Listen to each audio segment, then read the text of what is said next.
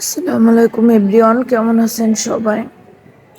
সকালের নাস্তায় এটা হচ্ছে গত পরশু দিনের ভিডিও। গতকালকে যে ভিডিওগুলো আপলোড দিয়েছিলাম, বাট আমি বড় ভিডিওটা দিতে পারছিলাম না, কারণ আমার ভয়েস ওভার করতে ভালো লাগতেছিল না। এখানে পাউরুটি, 3 পিস পাউরুটি আছে, এটাকে আমি দুধ দিয়ে ভিজিয়ে দিয়েছিলাম আর চা করে দিয়েছিলাম। সকালবেলা অনেক তাড়াতাড়ি নাস্তা দেওয়ার প্রয়োজন হয়, তো যেহেতু শরীরটা ভালো না, এর জন্য আমি ওইভাবে আর নাস্তা রেডি করতে পারছি না।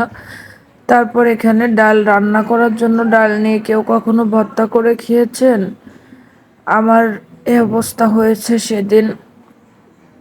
রান্না করার জন্য এখানে ডাল নিয়েছিলাম, দেখেন আমি পেঁয়াজ রসুনও কেটেছি বাগার দেওয়ার জন্য, বাট ডালটা শুকায়ে নিচ থেকে একটু পোড়া লেগে গিয়েছিল। ভাবলাম যে এটা রান্না করলে খেতে ভালো লাগবে না, অন্য একদিন রান্না করব, তাই সেটাকে আবার ভর্তা করে ফেললাম।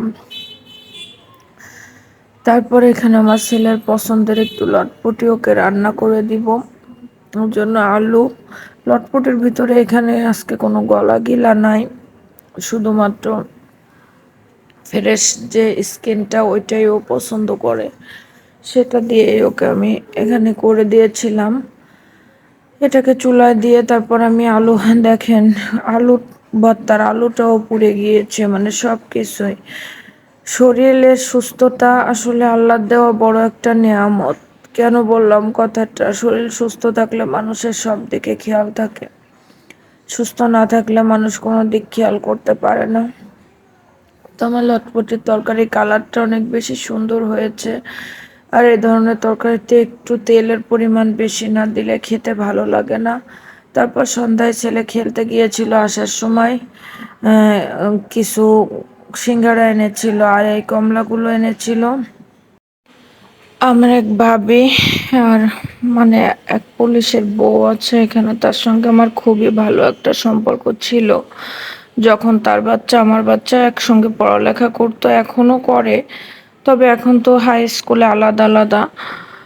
যাই হোক, তার সঙ্গে সম্পর্ক ভাঙার জন্য, তাকে ভুল বুঝিয়ে আমার থেকে দূরে নেওয়ার জন্য অনেকে অনেক চেষ্টা করেছে, বাট সফল হয়নি। সে নিচে ব্যাংকে এসেছিল কাজে, সেখান থেকে জানতে পারছে যে জোনাথের আম্মা অনেক অসুস্থ, একজন বলছে তাকে।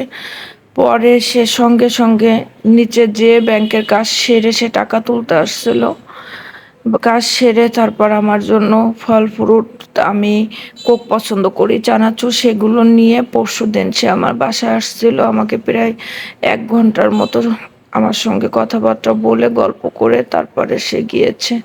যাই হোক, যে সম্পর্কটা আসলে মন থেকে তৈরি হয় সেই সম্পর্কটা কেউ ভাঙতে পারে না, যদি আল্লাহ না চায়। ভালো থাকবেন, সুস্থ থাকবেন সবাই, আল্লাহ হাফেজ।